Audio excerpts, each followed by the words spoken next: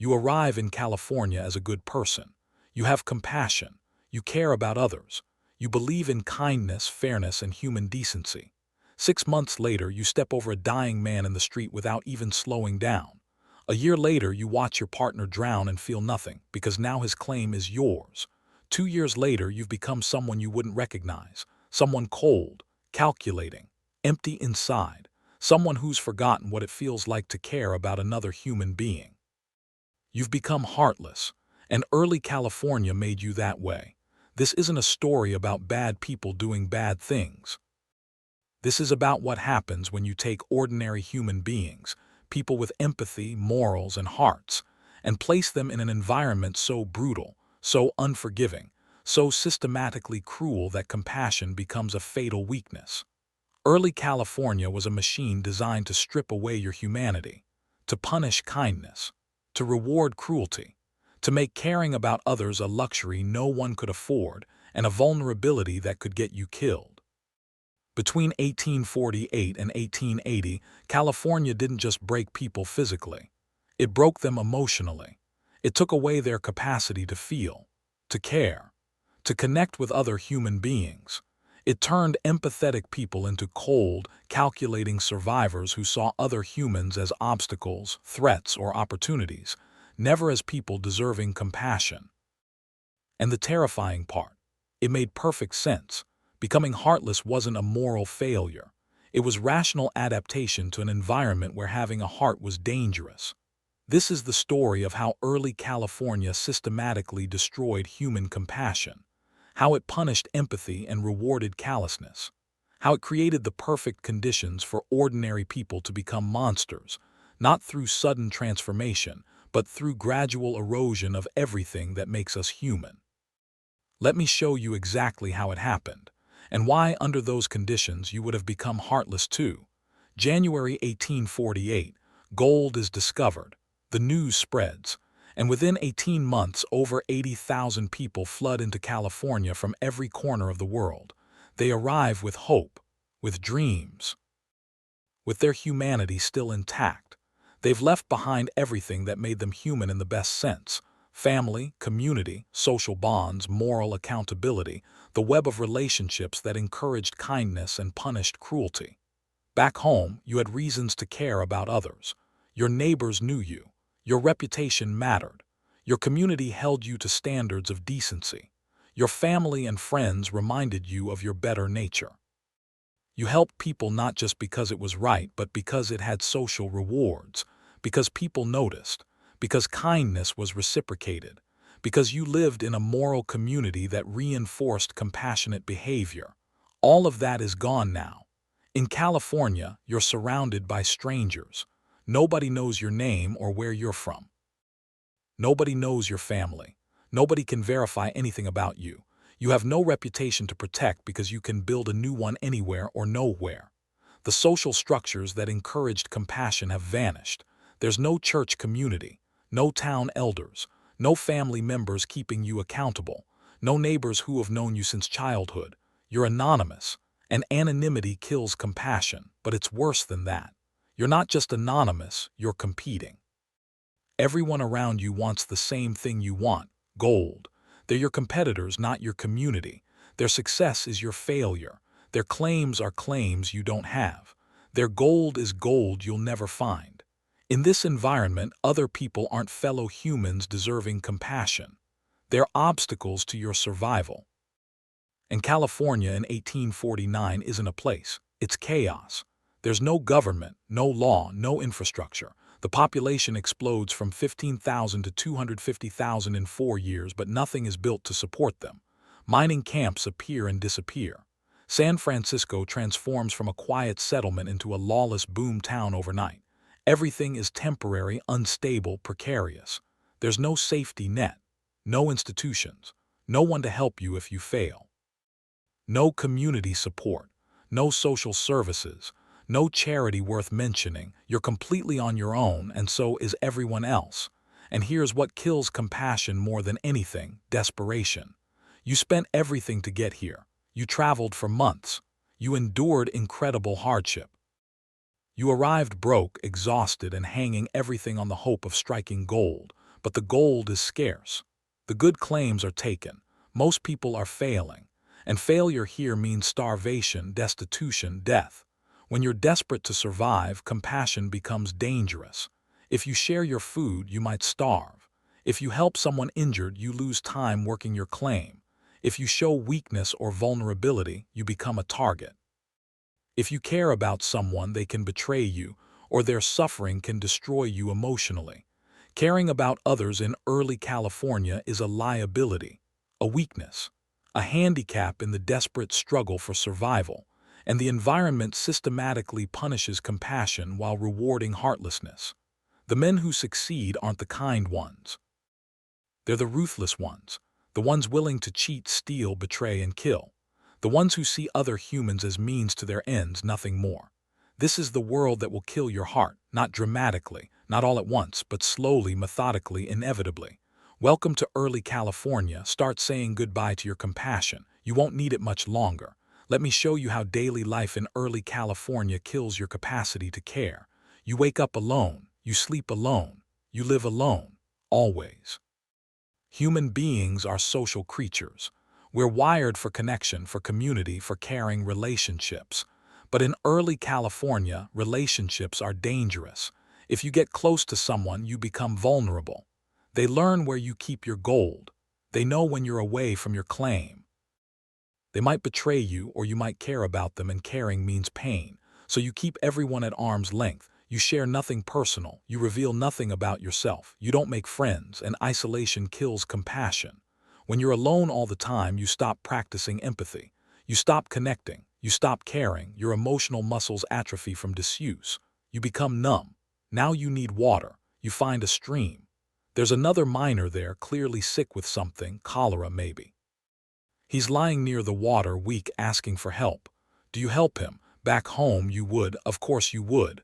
But here, helping him takes time, time you need to work your claim. Helping him might expose you to disease. Helping him gives him information about you that you're compassionate, which means exploitable.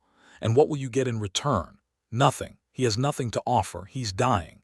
Helping him is pure cost with no benefit, so you step over him. You fill your canteen, you leave him there. The first time you do this, you feel guilty. You feel terrible. You think about him all day. The second time, the guilt is quieter. By the 10th time, you feel nothing. You've seen so many sick and dying men that they've become part of the scenery. Background noise, not your problem. You've learned that compassion is expensive and pointless. This is how your heart begins to die. Now you're working your claim. The man next to you, someone you've worked near for weeks, calls out. There's been a cave-in. He's trapped. He's screaming for help. Do you help? It would take hours to dig him out. Hours you won't be working your own claim. Hours you won't be finding gold, and he might die anyway. And if you do help him, what's your reward? Nothing. Maybe gratitude, maybe not even that. Meanwhile, while you're helping him, someone else might jump your claim or rob your camp, so you keep working. You hear him screaming, then you hear him crying, then you hear nothing, and you feel nothing, because feeling would be unbearable. Because if you let yourself care about every person suffering around you, you'd go insane. You'd be paralyzed by grief and horror, so you shut it down. You stop feeling. You become numb, heartless. This is how you survive, by killing the part of you that cares. Let's talk about food. You have limited supplies. Another miner comes to you. His supplies were stolen. He hasn't eaten in 3 days. He's desperate. He asks if you can spare anything. Can you? Yes. Will you? No, because if you share your food, you have less. If word gets out that you share, everyone will ask. You'll be seen as weak, as a mark, and you'll starve, so you lie. You tell him you have nothing. You watch him walk away, emaciated and desperate, and you feel nothing. You've learned that generosity is punished. That kindness is weakness. That to survive, you must be selfish. Your heart is hardening. Compassion is being replaced by calculation. Other humans are becoming objects, not people. Now someone dies in the camp. It happens constantly. Disease, accident, violence. Someone is always dying. Do you bury them? Do you mourn them? Do you even care? No, why would you? You didn't know them. They're not family. Their death doesn't affect you. In fact, their death might benefit you, one less competitor, so you don't bury them. Someone else will, or they won't. Their body will decompose in the heat and you'll walk past it without emotion. You've become someone who sees death as neutral or beneficial, someone who feels nothing when others suffer. This isn't a dramatic transformation. It's gradual. Imperceptible, a series of small choices, each one rational, each one necessary for survival, but cumulatively they kill your humanity. They turn you into someone who doesn't care, can't care, won't care, because in early California caring is dangerous, and heartlessness is how you survive. Now let's talk about how poverty and desperation finish the job of killing your heart. You need money to survive. Food, tools, shelter, everything costs money you don't have, so you work. You work yourself to exhaustion every single day. And every day you fail, you find barely enough gold to survive another week. You're not getting ahead. You're not getting rich. You're just not quite dying yet. And you're surrounded by other desperate people, people who are failing just like you. People who are hungry, afraid, and willing to do anything to survive. These people need help. You see it every day. Starving miners, injured workers, desperate men who have lost everything.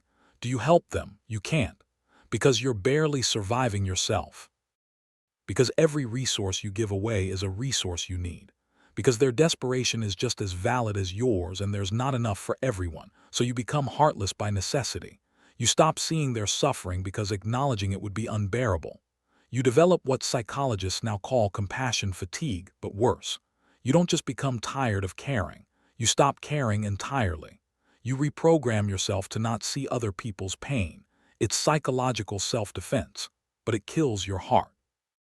Now let's talk about betrayal. You partner with someone, you work together for weeks. You start to trust him. Maybe you even start to care about him, and then he steals everything.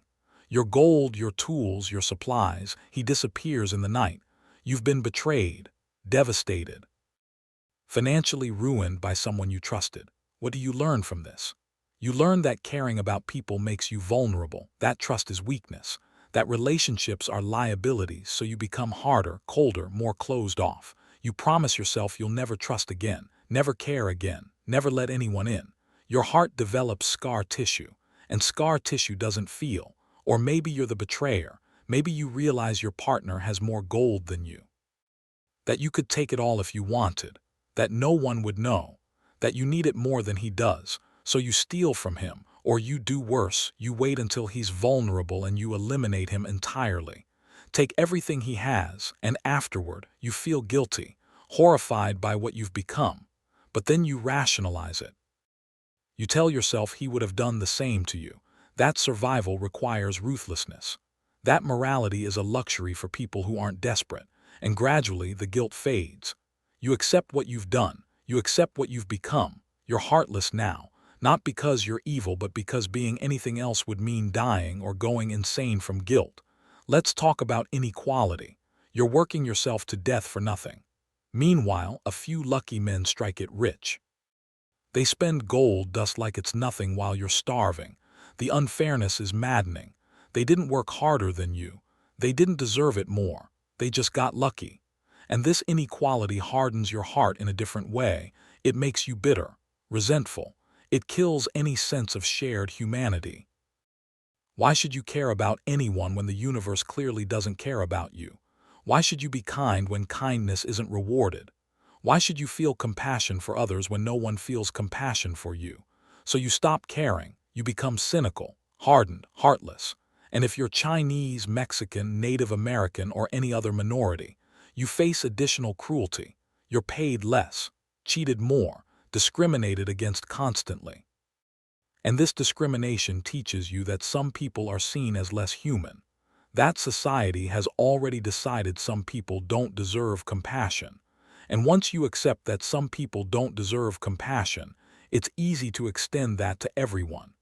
To decide that no one deserves compassion, that everyone is just out for themselves. Your heart isn't just dying, it's being murdered by the system you're trapped in. The work is brutal, the poverty is crushing, the desperation is constant, and every single day you make choices that kill your compassion a little more. You refuse to help, you betray trust, you exploit weakness.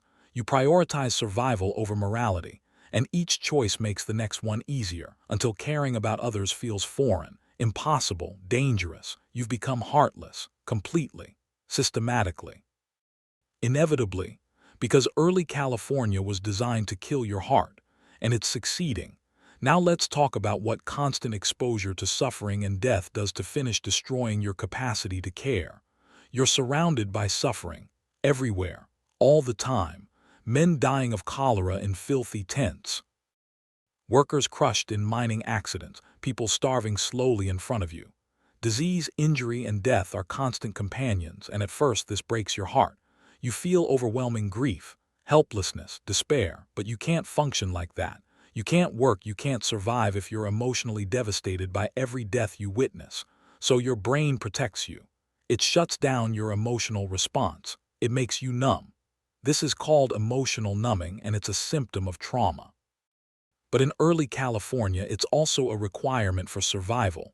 You learn to not see suffering, to look away, to not register the dying man in the street or the child crying for food or the injured worker screaming in pain. They become invisible, background, not your problem. And this learned indifference spreads. Soon you're not just ignoring strangers' suffering. You're incapable of caring about anyone's suffering. Your heart is dead, not dormant, dead. Let me give you a specific example. Your neighbor gets sick, typhoid, he's delirious with fever. He needs water, food, basic care. Do you help him? No, because helping him might make you sick, because he's going to die anyway, because there's nothing you can do that will actually save him, so you watch him die. Alone. In agony. Calling out for help that never comes, and you feel nothing. Not because you're evil, but because caring would destroy you, would make it impossible to function. So you've killed that capacity, deliberately, as a survival mechanism. Now let's talk about what happens when you cause suffering directly or indirectly. You get into a fight over a claim. The other man is injured, badly. He needs medical help. But if you help him, you'll be admitting fault. You might face consequences. You might lose your claim, so you leave him, you walk away. He dies because you didn't help, and you justify it. He was trying to steal your claim. It was self-defense. It wasn't your responsibility. He should have been more careful. You've killed someone through neglect, and you've rationalized it, made it acceptable, made it not your fault. This is how heartlessness becomes complete. You're not just failing to care, you're actively causing harm and feeling nothing about it. Or maybe it's more direct. Maybe your partner gets injured. He can't work anymore. He's a liability now, consuming resources and providing nothing, so you abandon him. You take his share of the gold and leave him behind to die. This is murder, essentially. But you don't think of it that way. You think of it as survival, as necessary, as just the way things are. Your heart is completely dead now. You're capable of letting people die or causing their deaths without remorse, without guilt, without feeling anything at all. And then there's suicide. It's everywhere in early California. Men hang themselves, shoot themselves, walk into the wilderness and don't come back. And when someone kills themselves, what do you feel? Nothing. Or maybe relief that it wasn't you. Maybe a cold calculation about whether you can claim their possessions. You don't mourn them. Don't wonder what drove them to it. Don't feel any sadness or compassion because you've seen too much death, because your emotional circuits are completely fried, because caring about every death would make life unbearable, so you care about none of them. This is the final stage, complete emotional death, total heartlessness. You've gone from someone who cared about others to someone who literally cannot feel compassion, who sees other humans as objects, who causes suffering without remorse. Early California has completed its work. Your heart is dead, and you're a monster who doesn't even realize it. Because in early California, this is normal. This is how everyone is. This is what survival looks like. Now let's talk about how violence and lawlessness make heartlessness not just acceptable but necessary. In early California, violence is everywhere. Murders happen daily. Beatings are routine. Robbery is constant, and there's no law, no justice, no consequences for cruelty. This environment completes the process of killing your heart, because when violence has no consequences, compassion becomes actively dangerous. Let's say you witness a crime. Someone is being robbed, beaten, maybe killed. Do you intervene? Do you help? Absolutely not, because intervening makes you a target. The criminals will come after you, and there's no police to protect you. No law to punish them, so you walk away. You pretend you didn't see it. You let it happen. And after doing this enough times, you stop feeling bad about it. You stop feeling anything. You accept that violence is normal and helping victims is stupid. Your heart has learned that compassion is dangerous, and so it stops producing compassion. Now you're the victim. Someone robs you, beats you, takes everything you have. Do you feel angry? Yes. Do you seek justice? There is no justice, so what do? You become violent yourself. You seek revenge. You become the predator instead of the prey. And this violence hardens your heart even further, because once you've hurt someone, once you've beaten someone, stabbed someone, maybe killed someone, you have to rationalize it. You tell yourself they deserved it, that it was necessary. That violence is just how things are settled here. And gradually, violence stops feeling wrong. It becomes your default, your first response. Your language, you've become someone who uses violence casually, without thought, without remorse. Your heart isn't just dead, it's been replaced with something cold and cruel. Or let's talk about vigilante justice. Vigilante mobs are everywhere. They grab someone accused of a crime and hang them without trial. Do you participate? Maybe you do, because it feels like justice, like community action. Like you're doing something good, but you're executing someone who might be innocent, someone who deserves a trial, someone who's begging for their life. And you feel nothing, or maybe satisfaction, righteousness, a sense of power. You've become someone who participates in murder and feels good about it. This is complete heartlessness, and early California creates it systematically. Now let's talk about how you treat the vulnerable. You see someone weaker than you, sick, injured, powerless. They have something you want. Do you help them or do you take advantage? In early California, taking advantage is rational, it's profitable, and there are no consequences. So you rob them, exploit them, maybe worse. And you don't feel bad because they were weak and you're strong, because survival belongs to the ruthless. Because compassion for the weak is suicide. Your heart has learned that might makes right. That weakness deserves exploitation. That you owe nothing to anyone who can't defend themselves. This is sociopathic thinking. But in early California, it's normal, expected, necessary. And what about racial minorities? Chinese minors, Native Americans, Mexicans, they're victimized constantly, murdered, robbed, driven from their homes, and you watch it happen. Maybe you participate. Do you feel compassion for them? Do you recognize their humanity? Do you object to their treatment? No, because in early California, they're not seen as fully human. They're others, they're competition, they're obstacles. And if society has already decided they don't deserve compassion, why would you extend it to them? So you don't. You participate in their oppression, or you watch it happen and feel nothing.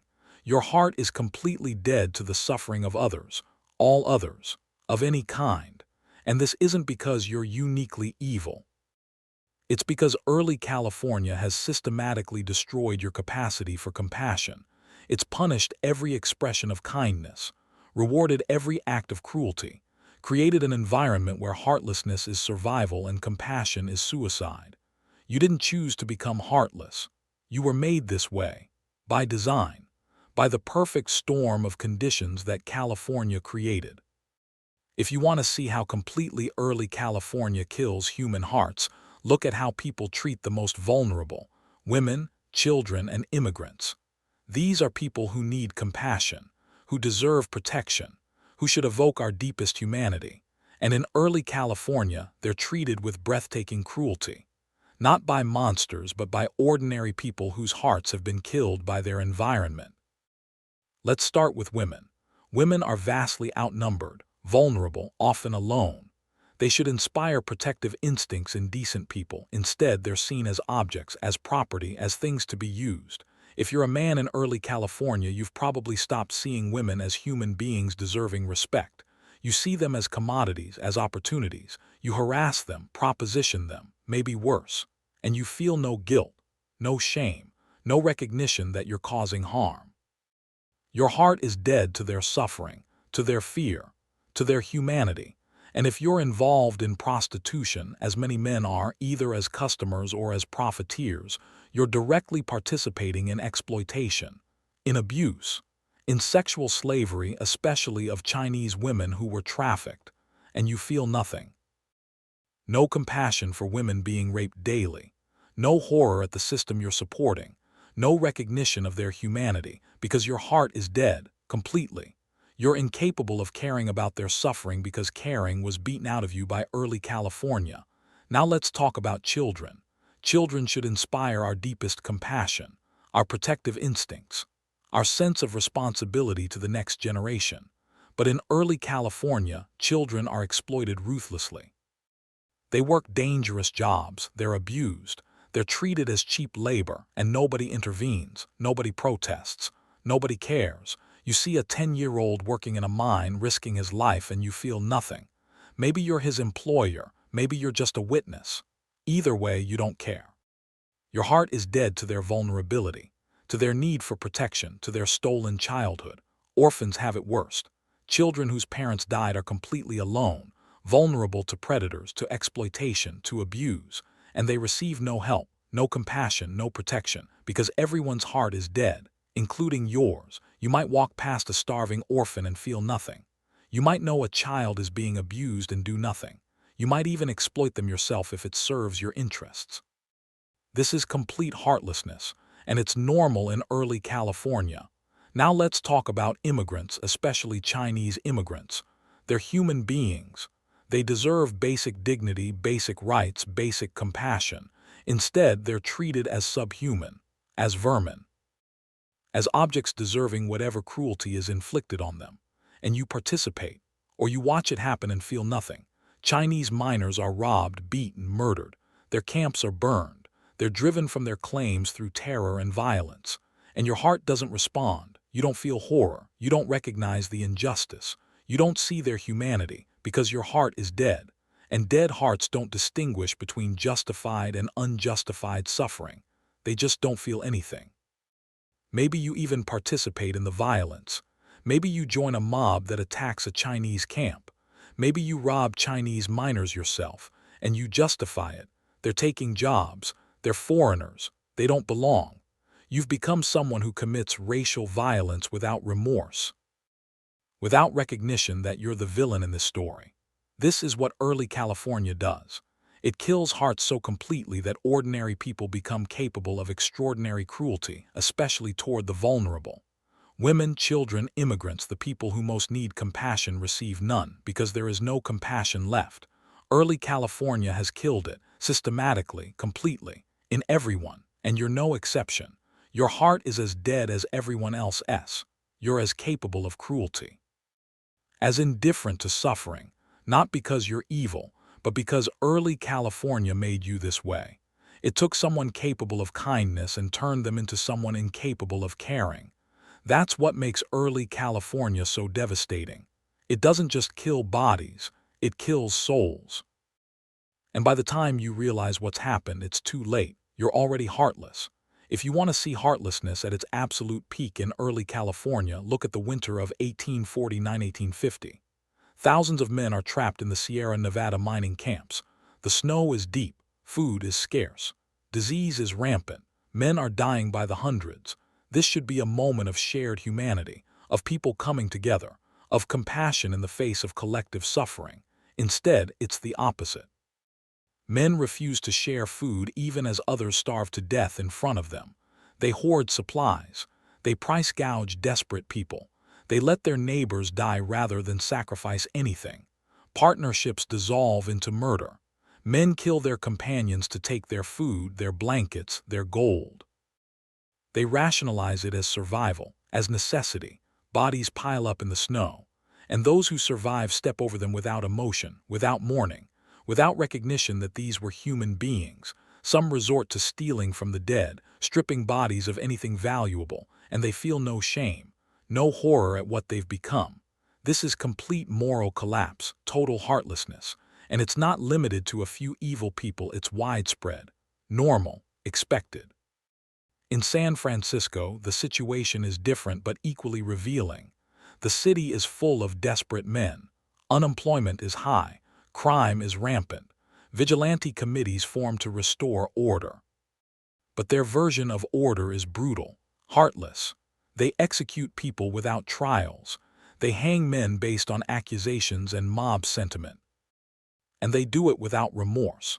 You might watch a lynching, see a man strangled to death, hear him begging for mercy, proclaiming his innocence, and you feel nothing, maybe you even cheer, because your heart is so dead that watching a human being murdered is entertainment. And throughout California, ethnic violence reaches its peak. Native Americans are being systematically exterminated. Chinese immigrants are being terrorized. Mexicans are being driven from their land, and most people do nothing. Feel nothing. They watch genocide happen and they don't care, because their hearts are completely dead, because compassion has been killed so thoroughly that even atrocities don't register emotionally.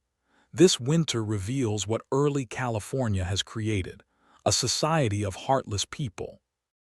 People who have lost the capacity to care, who see other humans as obstacles or resources, never as people deserving compassion. And it's not that they chose this. They were made this way. The environment systematically killed their hearts, punished compassion, rewarded cruelty, made heartlessness necessary for survival.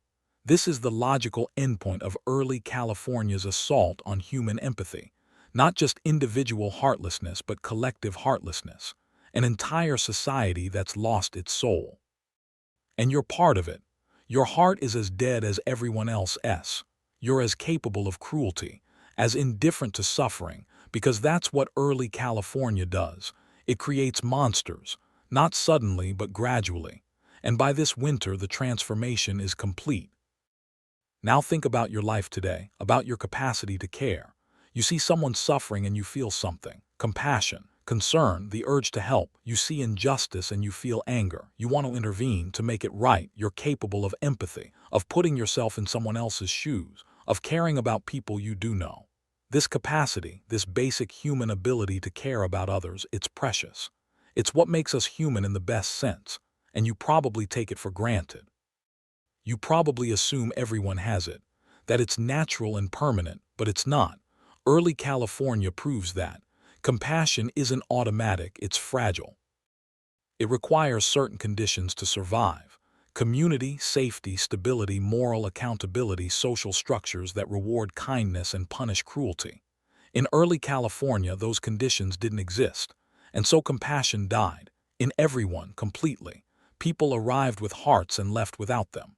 Not because they were evil, but because the environment killed their capacity to care.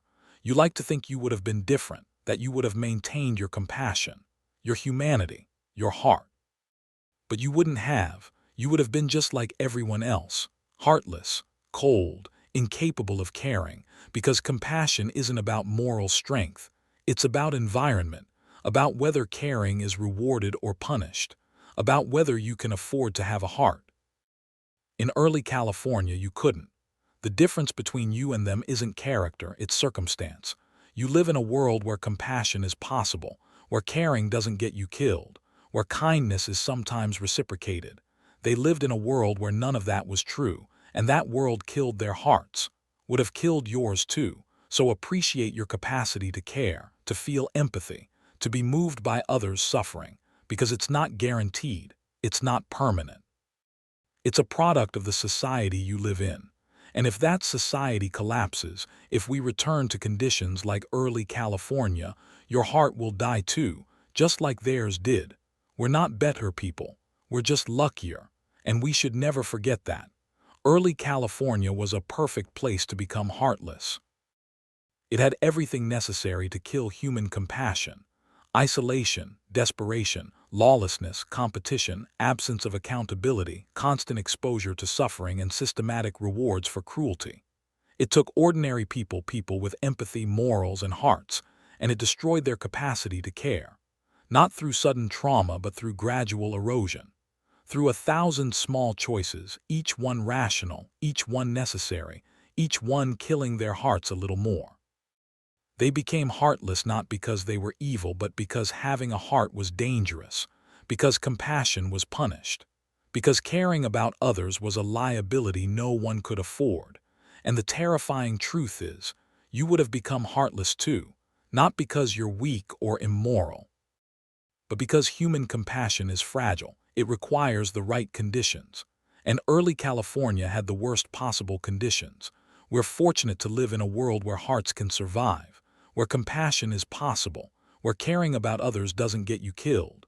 But we should never take that for granted, because early California shows us how quickly hearts can die, how easily ordinary people can become monsters, how fragile our humanity really is. So protect your heart. Protect the social structures that make compassion possible. Protect the institutions that reward kindness and punish cruelty. Because without them, we're all just a few years away from becoming like the people of early California, heartless, cruel, and convinced it's rational. If this story moved you, check out our other documentaries about early America, because understanding how bad things can get helps us protect what we have. Don't let your heart die. It's more precious than you know.